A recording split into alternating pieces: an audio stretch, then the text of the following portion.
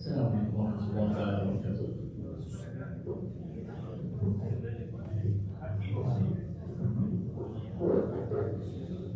الله أكبر الله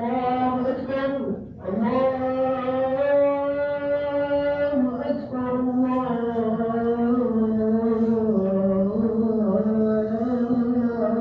الله أكبر. أشهد أن لا إله إلا الله.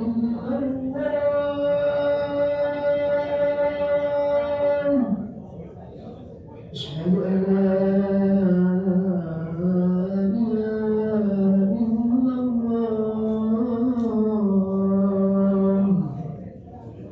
أشهد أن محمدا رسول الله.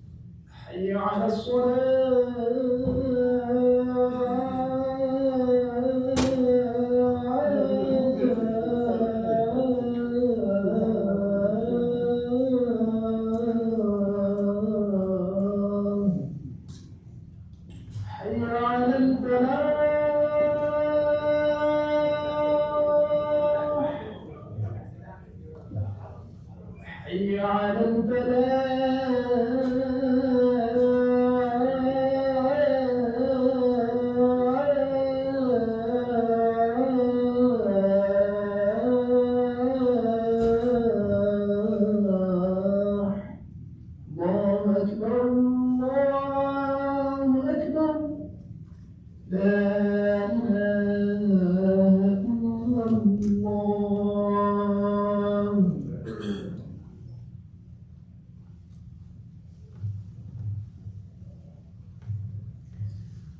الحمد لله نحمده ونستعينه ونستغفره ونستهديه ونعوذ بالله من شرور انفسنا ومن سيئات اعمالنا من يهده الله فلا مضل له ومن يضلل فلا هادي له واشهد ان لا اله الا الله وحده لا شريك له واشهد ان محمدا عبده ورسوله اللهم صل وسلم وبارك على سيدي رسول الله وعلى اله واصحابه اجمعين. Praise be to Allah. Praise Him, seek His help and guidance. Seek refuge in Allah from the evils within ourselves and from our wrong deeds. He whom Allah guides, none can misguide, and he whom Allah sends astray, none can guide. I bear witness that there is no God worthy of worship but Allah alone, who has no partners. And I bear witness that Muhammad is His last prophet and messenger. May Allah bestow His prayers, peace and blessings upon Prophet Muhammad sallallahu alaihi wasallam and upon his family and companions. يا أيها الذين آمنوا اتقوا الله حق تقاته ولا تموتن إلا وأنتم مسلمون. All you who have believed, do not die except as Muslims in submission to Him. رب اشرح لي صدري ويسر لي أمري واحلل عقدة من لساني يفقهوا قولي وبعد. Brothers and sisters, Ramadan is just around the corner. So, inshallah, this khutbah will start by explaining the rules of fasting, ahkam siyam. I'll be following al-madhab al-shafi'i, following the book of al-iqna' fi hal al-fadh bi shuja' al-allama al-fadil al-shafi'i. Just quick heads up, if you follow another madhab and you are comfortable with it, say Hanafi, Maliki or Hanbali, please stick to it. If you are going to convert to Shafi'i, you are welcome, inshallah ta'ala. So, we start by defining fasting by saying that it is to refrain from all fasting breakers through a specific description, which we will discuss, inshallah, in detail in this khutbah. Fasting Ramadan is fard or obligatory if some conditions are met. So, there are some conditions.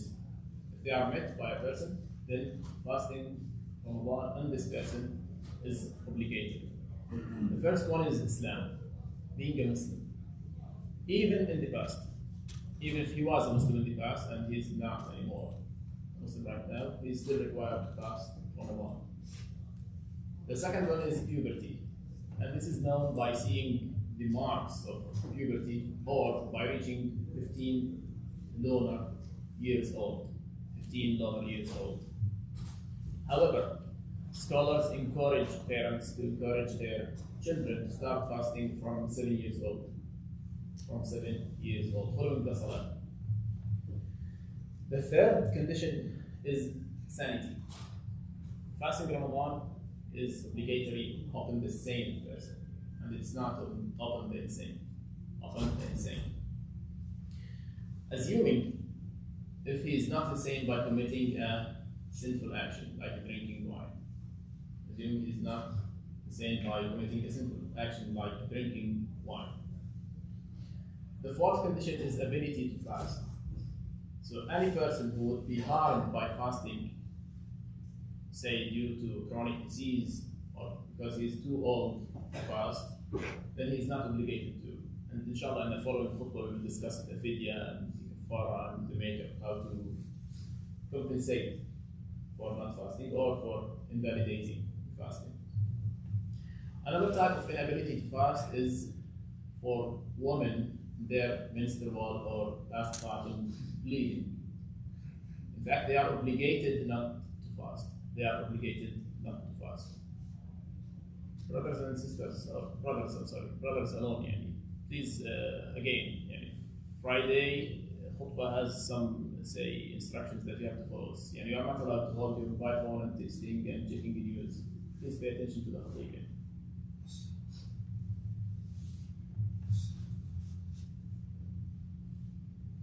So, assuming that conditions for having the fasting obligatory on someone, fasting Ramadan obligatory.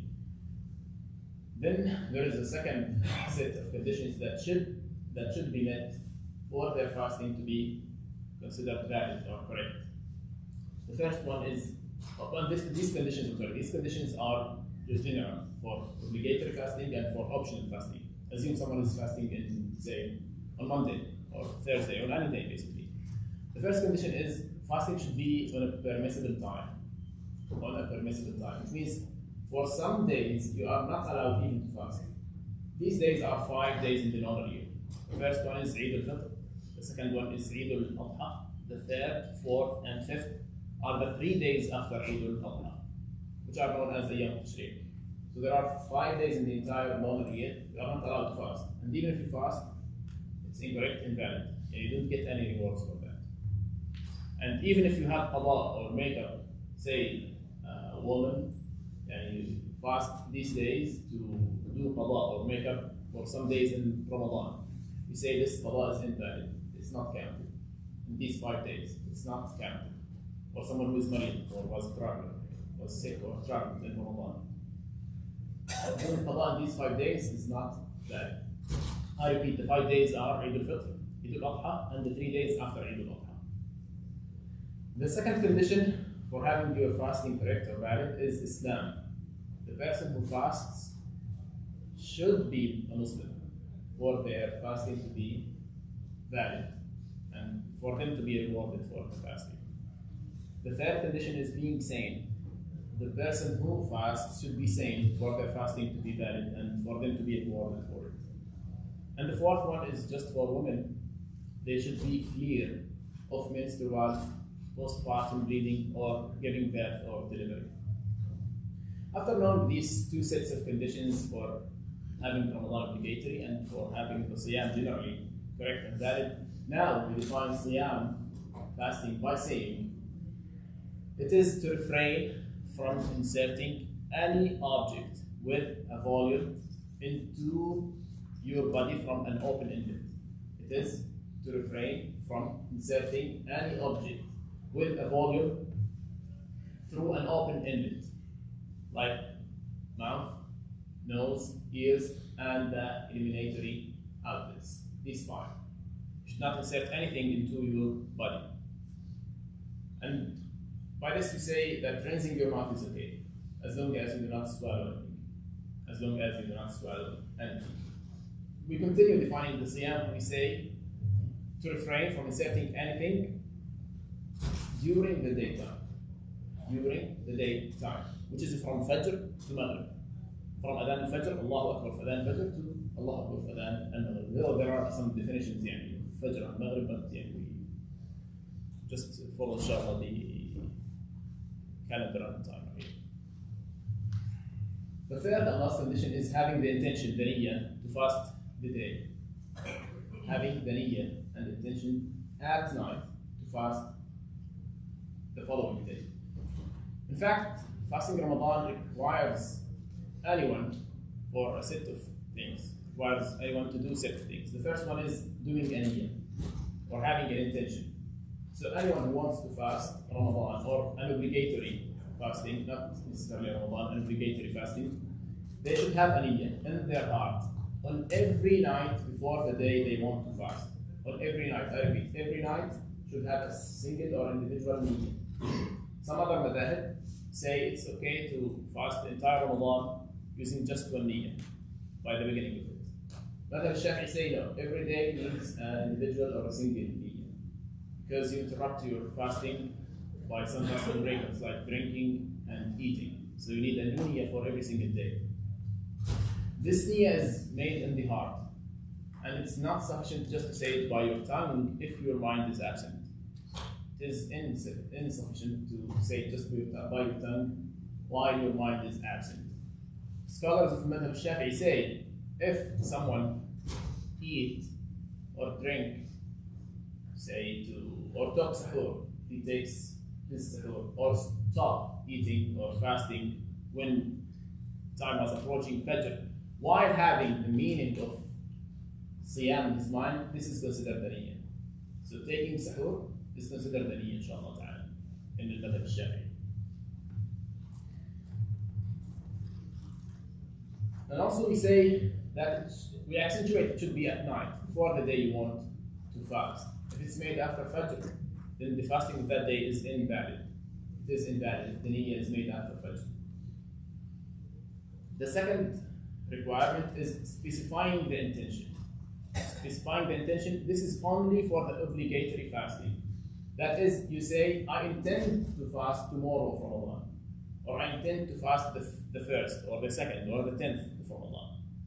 And I repeat, specifying the intention is just for obligatory fasting. If it's an optional fasting, you have the option to make the niyyah up to what so-called az-zawal, which is when the sun is at the middle of the sky, or noon, basically.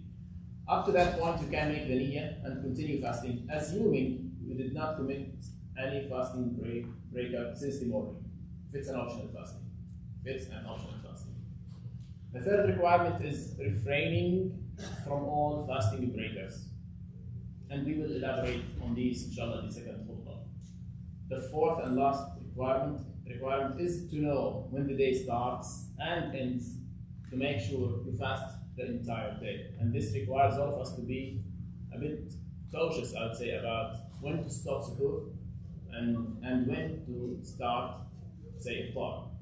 It's better to stop suhoor a bit earlier before Fajr and to start, I would say, futur a bit later before after Maghrib. قولوا قولي هذا واستغفر الله لي ولكم فيا فوز المستغفرين استغفر الله.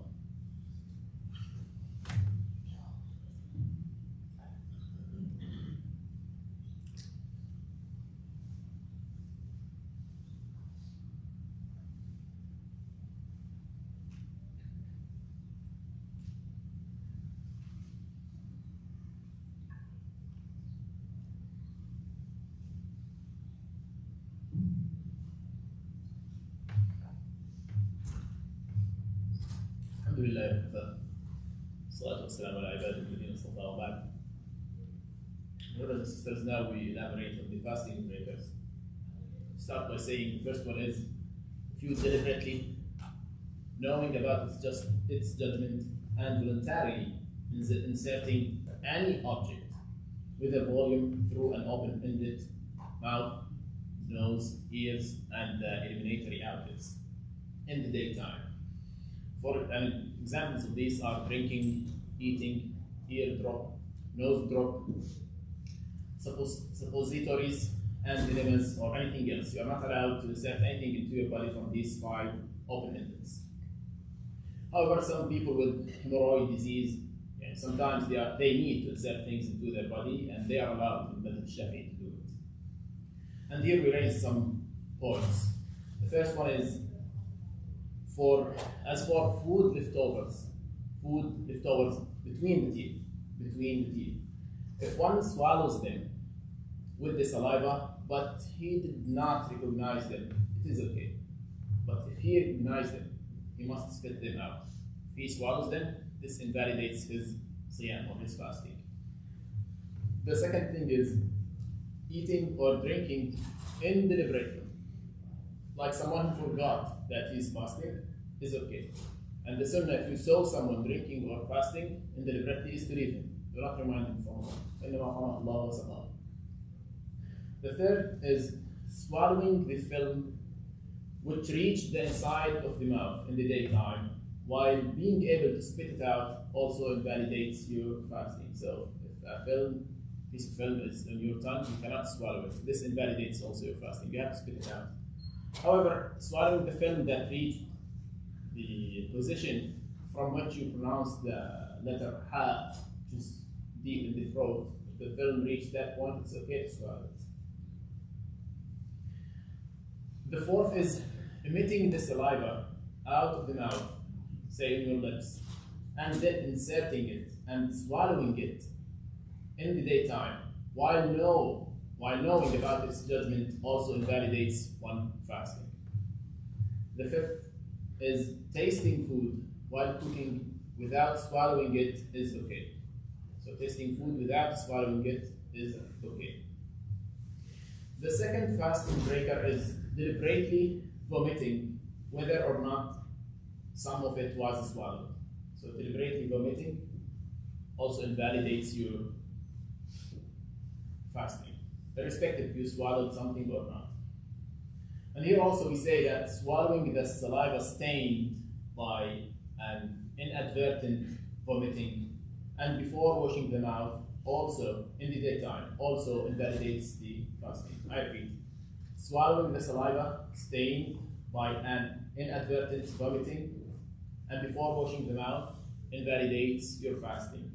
Also, swallowing saliva stained by chewing a flavored gum also, or say chewing a flavored gum itself, invalidates your fasting. The third fasting breaker is deliberate copulation in the daytime, or deliberate copulation or intercourse in the daytime, even if ejaculation did not occur, provided that one knows it is haram to do it, and he was not forced to do it, and he has not forgotten about fasting.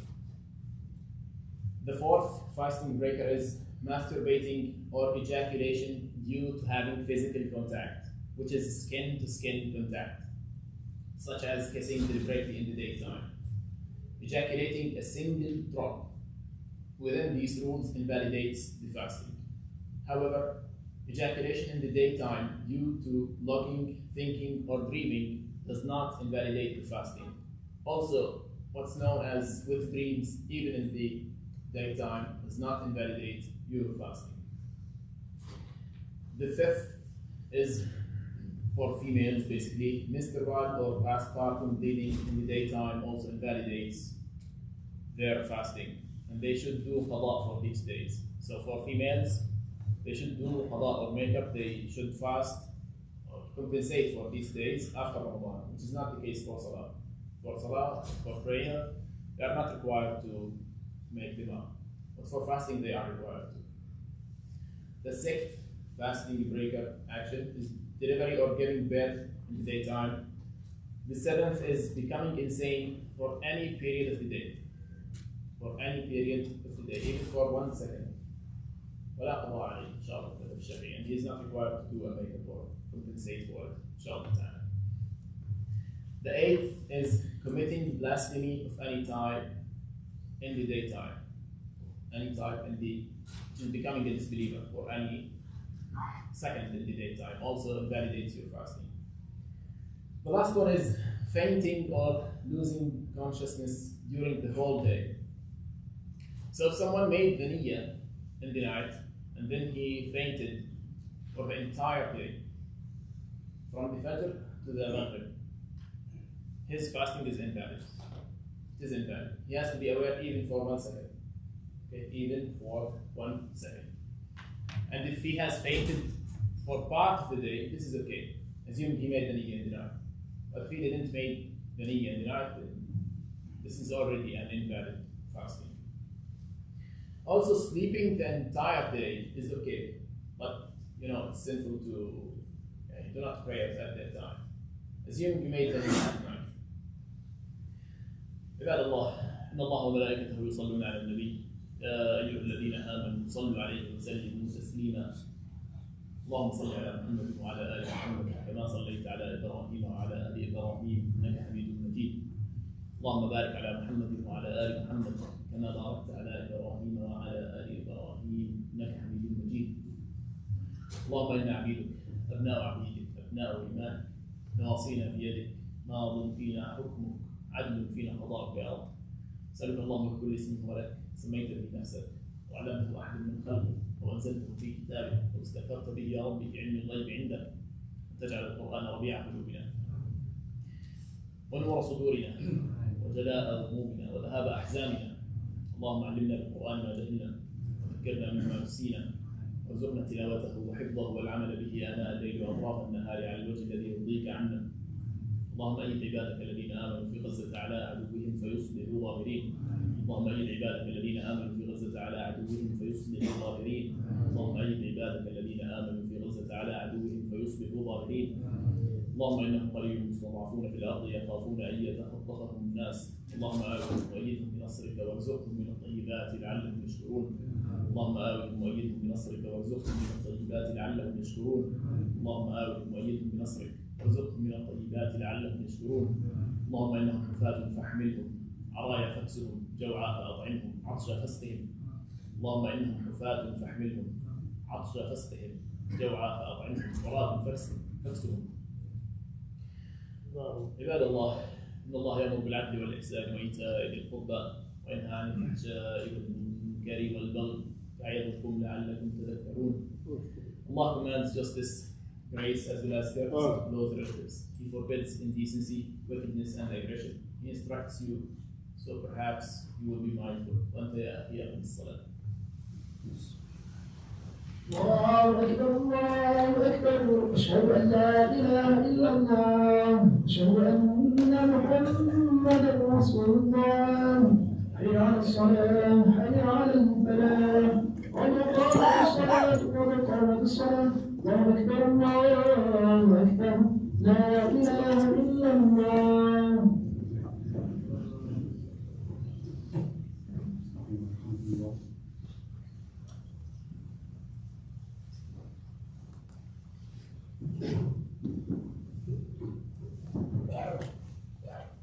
الله أكبر.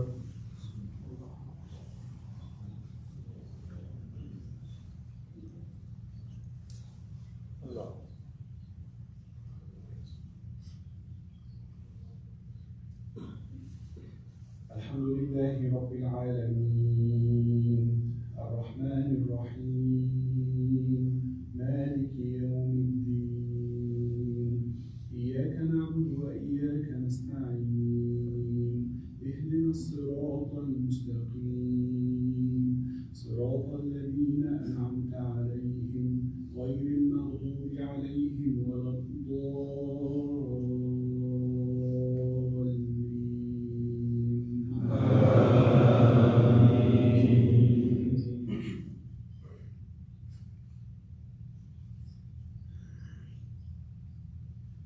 الحمد لله الذي أنزل على عبده الكتاب ولم يجعل له عوجا، قيما لينذر بأسا شديدا من لدنه ويبشر المؤمنين الذين يعملون الصالحات أن لهم أجرا حسنا ماكثين فيه أبدا، وينذر الذين قالوا اتخذ الله ولدا ما لهم به من علم ولا لآبائهم، كبرت كلمة تخرج من أفواههم إن يقولون إلا كذبا. الله أكبر.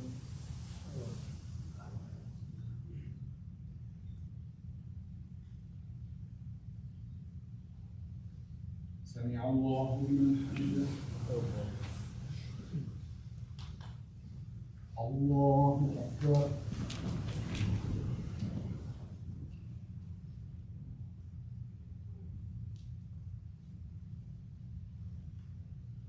الله أكبر.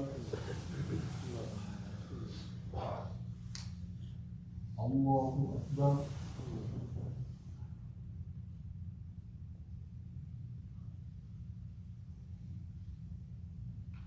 الله أكبر.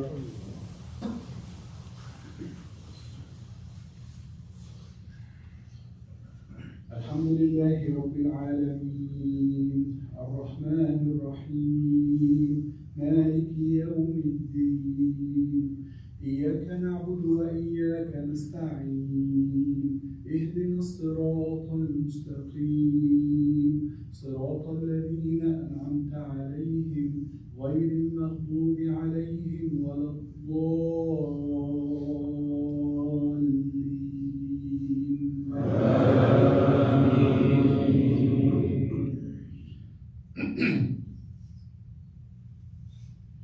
فلعلك باخع نفسك على آثارهم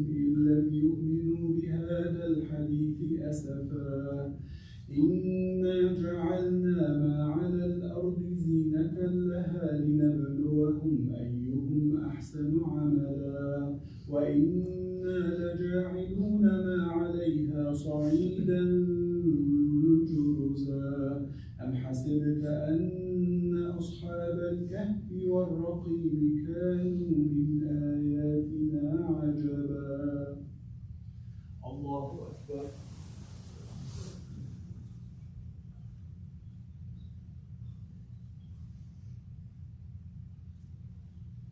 سمع الله لمن حمده. الله أكبر.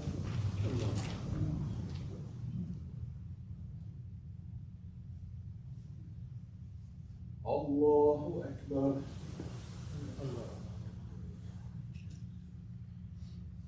الله أكبر.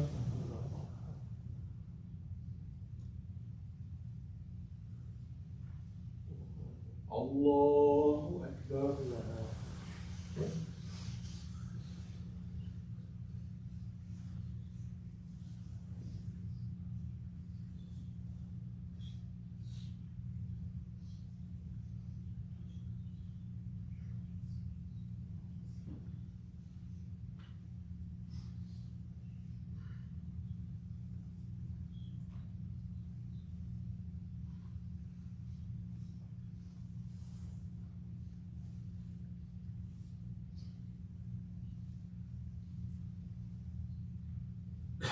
السلام عليكم ورحمة الله. السلام عليكم ورحمة الله.